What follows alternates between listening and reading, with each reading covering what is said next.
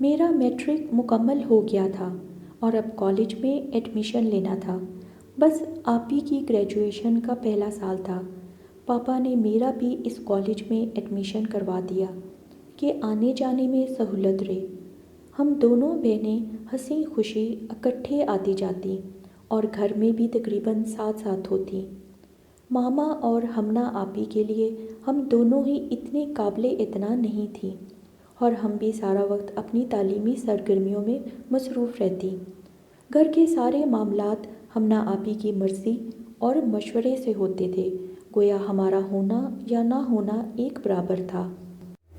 ایک دن کسی جاننے والے کے توسط سے ایک رشتہ آیا، یقیناً ہمنا آپی کے لیے، لیکن جب پتہ چلا کہ لڑکا سعودی عرب میں ڈالر چلاتا ہے اور بالکل ان پڑھ ہے اور اتنی بڑی فیملی کو اکیلا پال رہا ہے، انہیں اپنا مستقبل بکھیڑوں کی نظر ہوتا دکھائی دیا، تو انہوں نے بڑی چالاکی سے رشتے کا رخ بسمہ آپی کی طرف موڑ دیا۔ ماما، بسمہ کی عمر بھی شادی کی ہے اور اس کے لیے یہ رشتہ بالکل موزوں رہے گا۔ اب تو یہ کسی کام کاج کی ہے نہیں، چلے وہاں ساس نندے ہیں جنہوں نے پہلے سے گھر سنبھالا ہوا ہے، ہماری بسمہ پر کوئی ذمہ داری بھی نہیں آئے گی، سو میری مانے تو بسمہ کا رشتہ کر دے۔ ہمنا آپی کوئی بات کہیں اور ماما اسے اہمیت نہ دے، یہ تو ہو ہی نہیں سکتا۔ پاپا کے سامنے بھی ہمنا آپی کے نمبر بن گئے۔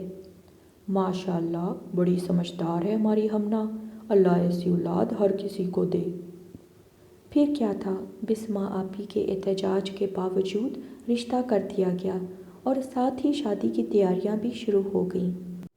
جہیز میں کیا کیا دینا ہے، شادی کے جوڑے، کھانے کا مینو، حتیٰ کہ بسمہ آپی کا برائڈل ڈریس تک ہمنا کی مرضی سے آیا۔ کیا بسمہ آپی کی کوئی مرضی یا کوئی خواہش نہیں؟ کیا ان کے اس گھر میں کوئی حیثیت نہیں؟ میرے ذہن کی سرزمین پر ایک سوچ ابھری تھی اور پھر روز کا معمول بن گیا۔ نہ جانے کیوں میں اس گھر میں ہمنا آپی اور بسمہ آپی کا موازنہ کرنے لگی تھی۔ ماما، یہ بسمہ کی حالت تو دیکھیں، ہمنا آپی کہکے مارتے صحن میں آئیں اور انہیں مخاطب کیا۔ ان کی پوری بات سننے کے لیے ماما نے بھی مشین روک دی۔ بارات دروازے پر کھڑی ہے اور لڑکی چلی ہے گھر گرہستی سیکھنے، روٹی بنانا سیکھ رہی ہے پاگل۔ ماما بھی سن کر مسکرانے لگیں، مگر مجھے ہمنا آپی کا یہ انداز گفتگو بہت ناگوار گزرا، لیکن میں پھر بھی انہیں کچھ کہہ نہیں سکتی تھی۔ شادی کی رسومات بخیر و خوبی انجام پا گئیں۔ ارسلان بھائی بہت اچھے شوہر ثابت ہوئے۔ ان کے سنگت نے ایک دم بسمہ آپی کی زندگی میں رنگینیاں بھر دیں۔ وہ شروع کے 3 مہینوں میں کبھی رہنے نہیں آئی تھیں، ہاں وقتاً فوقتاً ملنے آ جاتی تھیں۔ ارسلان بھائی کے جانے کے بعد بھی شاذ و نادر ہی چکر لگاتی۔